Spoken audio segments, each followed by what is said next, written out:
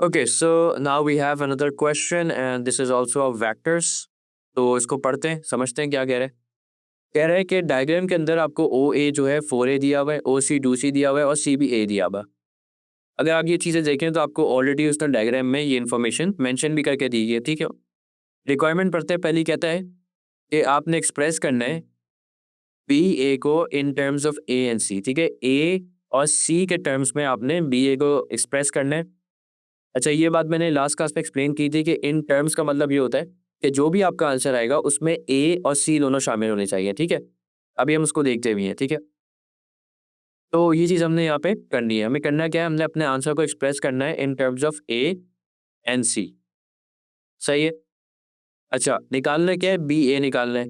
B ए का मतलब ये है कि आपने बी से स्टार्ट करना है। हमेशा पहला जो हमारे पास अल्फ़ाबेट होता है वो ये बताता है कि आप कहाँ से स्टार्ट कर रहे हैं। So we have to start from B और जाना कहाँ है, ए पे। ये आपको सेकंड जो है अल्फ़ाबेट बताता है, ठीक है। पहला अल्फ़ाबेट ये बताएगा कहाँ से स्टार्ट करें, दूसरा ये बताएगा कि कहाँ पे ख़त्म करें। तो बी से स्टार्ट करना है और ए पे जाना है, राइट। बी टू ए जाना है, ना कि ए टू बी। बी टू ए जाना है, ना कि ए टू बी, ठीक है। तो बी टू ए जाने का तरीका क्या है कि बी से स्टार्ट करेंगे, ये देखें यहाँ पे आपने बी से स्टार्ट किया, आप पहले सी की तरफ गए, ठीक है। फिर आप सी से नीचे आए, आप पहुँचे ओ की तरफ और फिर ओ से आप राइट की तरफ चले गए और आप पहुँच गए ए की तरफ, ठीक है। ये आपकी डेस्टिनेशन है। तो अगर हमें बी टू ए जाना है, करेक्ट, तो उसके लिए पहले मुझे बी से सी जाना पड़ेगा। अब ये वही बात है जो हमने लास्ट क्लास में काफ़ी डिटेल में बात की थी कि बी टू सी जा रहे हैं हम, ठीक है, ना कि सी टू बी। और अगर मैं थोड़ा-सा आप लोग को ज़ूम करके दिखाऊँ, उस पे ज़रा फ़ोकस करेगा क्योंकि ये बड़ी इंपॉर्टेंट बात है। और वो ये कि हमारे पास जो सी टू बी का एरो बना हुआ है, ठीक है, आप ज़रा उस एरो को फ़ोकस करें, ये रहिए। ये एरो आपको किस तरफ पॉइंट कर रहा है? बी की तरफ, यानी कि ये बता रहा है कि आप सी से बी की तरफ जा रहे हैं, ठीक है? आपकी जो डायरेक्शन है that is from C to B. तो आपको ये जो लेंथ दी हुई है, सी टू बी की लेंथ दी हुई है ए, ठीक है? अब हम तो उल्टा जाएँगे, हम तो बी से सी जाएँगे, ठीक है? तो जब हम उल्टा जाते हैं तो लेंथ तो वही रहेगी ए, ठीक है? लेंथ में तो कोई फ़र्क नहीं आएगा। लेकिन चूँकि हम उल्टा जा रहे हैं, तो हमारा साइन जो है वो चेंज हो जाएगा, तो ये माइनस ए हो जाएगा, ठीक है? तो अगर सी टू बी जो है वो ए है, तो बी टू सी माइनस ए होगा। ये बात क्लियर होती है? अब अगर ये ऑलरेडी माइनस ए होता तो प्लस ए आता, यानी कि साइन जो होता है ना, जो भी साइन होगा, वो उल्टा हो जाएगा, अगर आप उल्टा जा रहे हैं, ठीक है? बाकी लेंथ तो वही रहती है, ठीक है ना? यहाँ पे आप देखें, अब आपने यहाँ पे भी तो उल्टा जाना है क्योंकि आपको जो डायरेक्शन दी हुई है, वो ओ से सी की दी हुई है। ये एरो को देखें आप, ये जो एरो आपको दिया हुआ है, ठीक है? ये आपको कहाँ से दिया हुआ है?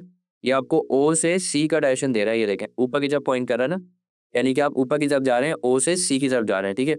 तो अगर आप ऊपर की तरफ जा रहे हैं, तो आपकी लेंथ कितनी दी हुई है? 2c दी हुई है, ठीक है? ओ से सी जाने की जो लेंथ दी हुई है, वो 2c दी हुई है, ठीक है?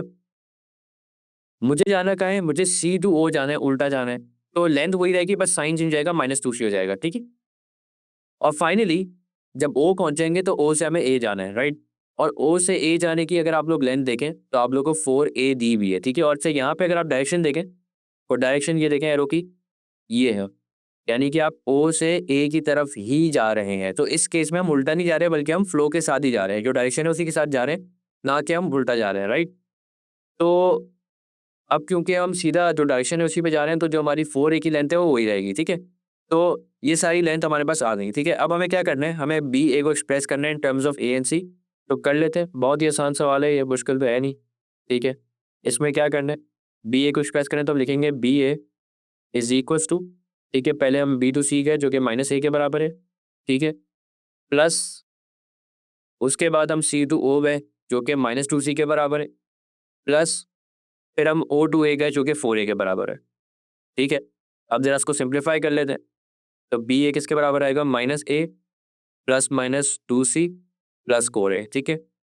और ये मज़ीद सिंप्लीफाई हो जाएगा, ठीक है? 4a माइनस a कितना हो जाएगा? 3a माइनस 2c, ये आपकी बी ए की लेंथ आ गई and this is the answer to part number 1, ठीक है? इसमें कोई प्रॉब्लम है तो मुझे बताएँ। ओके, तो अब पार्ट नंबर बी को देखते हैं। पार्ट नंबर बी में कहता है कि जो ओपी है आपके पास वो 2a माइनस 4/3c है, ठीक है? एक्सप्लेन करना है कि ओपी क्यों पैरेलल है टू बी है। तो अब ये बातें हमने क्लास में डिस्कस की हुई है, नोट्स में मौजूद भी हैं कि जब भी आपके पास पैरेलल वाला सिनेरियो आएगा तो हम कौन सा कॉन्सेप्ट अप्लाई करते हैं, ठीक है? इसका मैंने तरीका आप लोगों को समझाया हुआ है। तो उसी को आज हम यहाँ पे पास पेपर के अंदर अप्लाई करके भी देखेंगे, ठीक है? तो निकालना क्या है, निकालना कुछ भी नहीं है, बस ओ बी जो है वो बी ए के पैरेलल है, उसको एक्सप्लेन करना है या प्रूफ करना है एक तरीके से, ठीक है। तो ओ पी बता दिया उसने कि 2a माइनस 4/3c है। तो अब इसका तरीका मैंने क्या बताया था कि जिन दोनों को भी आपने प्रूफ करना है, एक्सप्लेन करना है कि पैरेलल है, उनको आप पहले यहाँ लिख लें, डिफाइन कर लें, ठीक है। तो वो क्या कह रहा है कि ओ बी बी ए के पैरेलल है, इसको एक्सप्लेन करो वाई, ठीक है। तो पहले आप ओ बी लिख लें कि क्या है, वो उसने बता दिया आपको 2a माइनस 4/3c है, ठीक है, यहाँ पे बताया हुआ है। और फिर आप बी ए लिख लें कि क्या है, तो वो उसने हमसे फर्स्ट पार्ट में निकलवाया था, ठीक है, जो कि हमारे पास आया हुआ है 3a माइनस 2, ठीक है।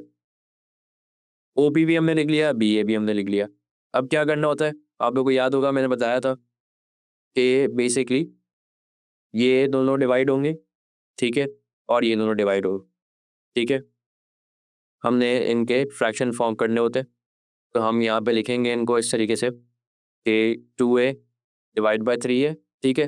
तो ये जो लाइक टर्म्स वाले होते हैं ना ए, और फिर ये दो जो है, ठीक है, इनको डिवाइड करेंगे, ठीक है। तो लाइक बाय लाइक डिवाइड होता है, जो ए वाला है वो ए से डिवाइड हो जाएगा, तो सी वाला सी से डिवाइड हो जाएगा, सिंपल सी बात है, ठीक है।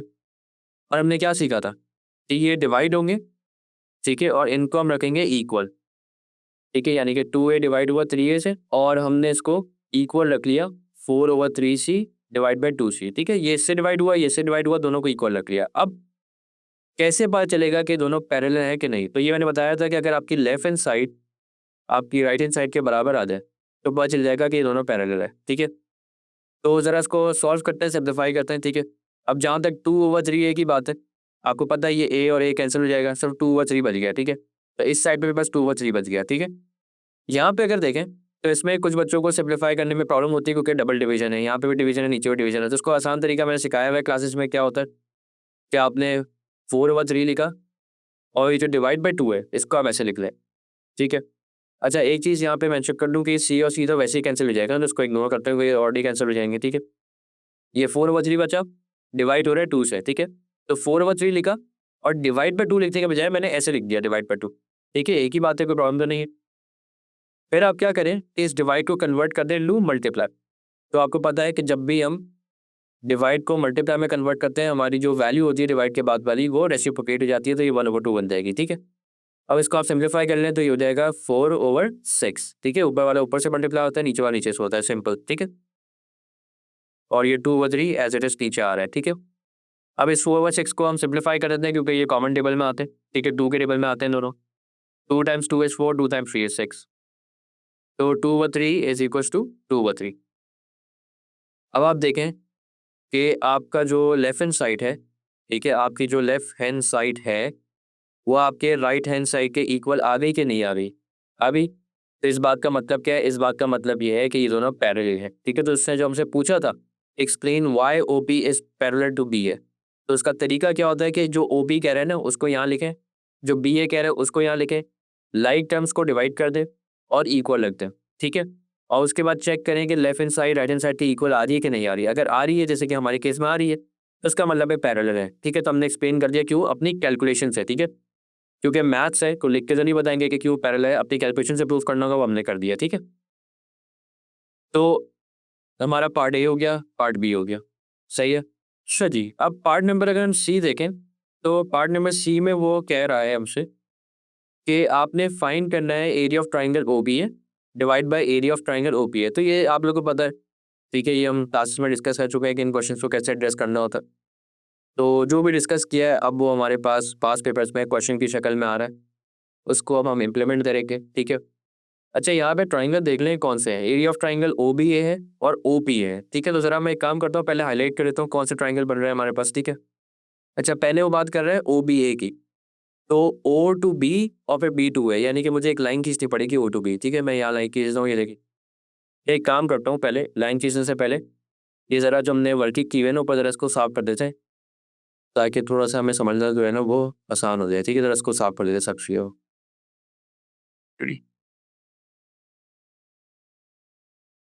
अच्छा, तो अब हम क्या करेंगे, क्योंकि हमें पता है कि वो ओ बी ए ट्राइंगल की बात कर रहे हैं, तो हम ओ टू बी एक लाइन बना लेंगे ऐसे, ठीक है। ये ओ टू बी लाइन बन गई और फिर बी टू है, ठीक है। ओ बी ए हमारा ट्राइंगल रेडी हो गया। इसको मैं हाईलाइट कर देता हूँ कि एक ट्राइंगल हमारे पास ये है, ठीक है। ठीक है, तो ये हमारे पास ओ बी है। अच्छा, उसके बाद जो नेक्स्ट ट्राइंगल है वो ओ पी ए है, तो ओ पी और ए, तो पी टू ए भी एक लाइन बनाते हैं, इनको कनेक्ट कर देते हैं, ठीक है। ये आपके पास ट्राइंगल बन गया ओ पी ए, सही है। इसको भी मैं हाईलाइट कर देता हूँ यहाँ पे, ठीक है। ओ पी ए भी हाईलाइट कर लिया, तो ओ बी ए और ओ बी ए, अब हमें अपने दोनों ट्राइंगल्स जो है सामने दिख रहे हैं, ठीक है। अच्छा, अब एक बड़ा इंपॉर्टेंट कॉन्सेप्ट है वो ये कि अगर हम देखें तो उसने हमें यहाँ ऑलरेडी बताया था पार्ट नंबर बी में कि आपका जो ओ पी है वो पैरेलल है बी ए के। तो ये दोनों जो है बी ए और ओ पी पैरेलल हैं, ये बात हमें अपने पिछले पार्ट से पता है। और ये बात हमने क्लासेस में बहुत दफ़ा डिस्कस की है कि अगर दो लाइनें पैरेलल हैं तो वो कॉमन हाइट शेयर करेंगी, ठीक है। अब क्योंकि ये कॉमन हाइट शेयर कर रही हैं, तो हमने एक और बात भी डिस्कस की थी, वो ये कि जब भी कॉमन हाइट का केस होगा तो हम किस तरीके से निकालेंगे area, A one over A two, यानी कि area of triangle O B है over area of triangle O P है, ठीक है। A one over A two is equal to base one over base two, ठीक है। जो पहले ट्राइंगल की यानी कि ओ बी ए की बेस है वो, और दूसरे ट्राइंगल की यानी ओ पी ए की जो बेस है वो, ठीक है। तो A one over A two is equal to base one over base two, सही है। तो हमें ओ पी पता है, कितना था O P, two A minus four over three C, ठीक है। और हमें बी ए पता है जो हमने अभी निकाला था यहाँ पे, थ्री ए माइनस टू सी, ठीक है। तो ये तो हमें ऑलरेडी पता ही है ना, ओ बी और बी ए, राइट। तो हम इनको एज बेस ले लेंगे अपने, ठीक है। तो अगर हम इनको बेस लेंगे तो ये क्या होगा कि आपका three A minus two C divide हो जाएगा two A minus four by three C से, ठीक है। आपस में डिवाइड हो जाएंगे। तो अब इनको डिवाइड तो कर सकते हैं, लेकिन क्या मैं अपना एग्जाम में जो प्रीशियस टाइम है वो वेस्ट करूंगा by dividing three A minus two C with two A minus four by three C again over here? No, the answer is no. Why? उसकी वजह ये है कि हमने पार्ट नंबर बी में तो ये निकाला है टू ओवर थ्री, दोनों का टू ओवर थ्री आया था ना। तो ये क्या है, ये ओ पी ओवर बी ए तो है, ठीक है। ये ओ पी ओवर बी ए तो आया है हमारे पास, ठीक है। हमने ओ पी और बी ए को आपस में डिवाइड करवाया था ना, तो ये वही तो आया था हमारे पास, ठीक है। तो ओ पी ओवर बी ए जो है वो टू ओवर थ्री आया था, ठीक है। लेकिन मसला ये है कि यहाँ पे जो है ना वो ट्राइंगल ओ बी ए को ऊपर रखा हुआ है और ओ बी ए को नीचे रखा हुआ है, यानी कि अगर ओ बी ए को ऊपर रखा हुआ है तो जो ओ बी ए की लेंथ है बी ए, उसको मैं पहले यहाँ ऊपर रखूंगा, ठीक है। और क्योंकि ओ पी ए को नीचे रखा हुआ है तो ओ पी ए की जो लेंथ है ओ पी, उसको मैं यहाँ नीचे रखूंगा, ठीक है। तो ये बी ए ओवर ओ बी है, हमारे पास क्या है, हमारे पास ओ पी ओवर बी है, हमारे पास उल्टा है। तो कोई मसला नहीं है, हमें पता है कि हम उसको क्या कर देंगे, उल्टा कर देंगे। तो ओ पी ओवर बी ए क्या है, टू ओवर थ्री, तो बी ए ओवर ओ बी क्या होगा, थ्री ओवर टू, सिंपल सी बात है, उल्टा हो जाएगा, ठीक है। तो A one over A to हमारे पास किसके बराबर आ गया, थ्री ओवर टू के बराबर आ गया, ठीक है। तो हमारा जो आंसर हो गया फॉर पार्ट नंबर सी वो हो गया A one over A two is equal to three over, A one over A two is equal to three over two, ये हमारे पार्ट नंबर सी का आंसर हो गया, ओके। ठीक है, ये हमारे पार्ट नंबर सी का आंसर हो गया। तो हमने तीनों पार्ट कर लिया और इस क्वेश्चन को देखिए। पार्ट नंबर सी को एक दफ़ा दोबारा से डिस्कस कर लेते हैं। हमें area of triangle O B A और area of triangle O P A निकालना था। पहले हमने हाईलाइट किया कि ओ बी और यू पी ए क्या है, ठीक है। हमने दो लाइनें बना दी, एक ओ बी को कनेक्ट कर दिया ताकि ओ बी ए बन जाए, और पी ए को कनेक्ट कर दिया एक लाइन के थ्रू ताकि ओ पी ए बन जाए, ठीक है। तो हमारे पास दोनों ट्राइंगल सामने आ गए, कौन से। अब उसके बाद हमने क्या देखा कि ओ बी ए और ओ बी ए, इसमें जो बी ए और ओ बी है वो आपस में पैरेलल है, ठीक है। और जब भी पैरेलल होती हैं तो हमें पता है कि सेम कॉमन हाइट शेयर करते हैं, और जब भी कॉमन हाइट का सिनेरियो होता है तो हमने बातें क्लास में डिस्कस की हुई है कि हम क्या फॉर्मूला लगाते हैं, हम फॉर्मूला लगाते हैं A one over A two is equal to base one over base two, ठीक है।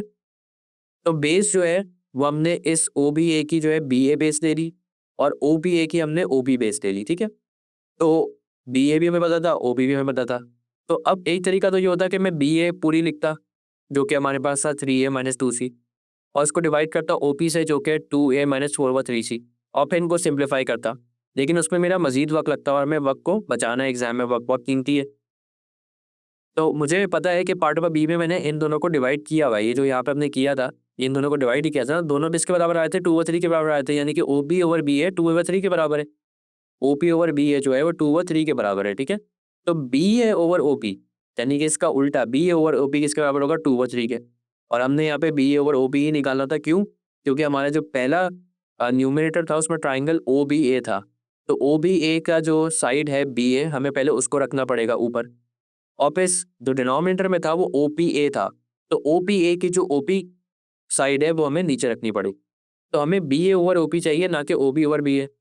तो ये जो हमारे पास ओ पी ओवर बी आया था टू ओवर थ्री, इसको हमने रिवर्स कर लिया, उल्टा कर दिया, तो ये थ्री ओवर टू बन गया, ठीक है। तो ये हमारे ए वन ओवर ए टू का आंसर हो गया। And therefore this is the entire solution for this particular question, ठीक है। तो अब ये हमारे पास सॉल्यूशन है। तो अब नेक्स्ट क्वेश्चन मूव करने से पहले एक दफ़ा आप लोग मुझे बताएँ कि कोई भी किसी किस्म की प्रॉब्लम है इस क्वेश्चन में, तो मैं दोबारा इसको रिपीट करूँगा, ठीक है? और अगर कोई प्रॉब्लम नहीं होगी तो इंशाल्लाह फिर नेक्स्ट क्वेश्चन को मूव करते हैं।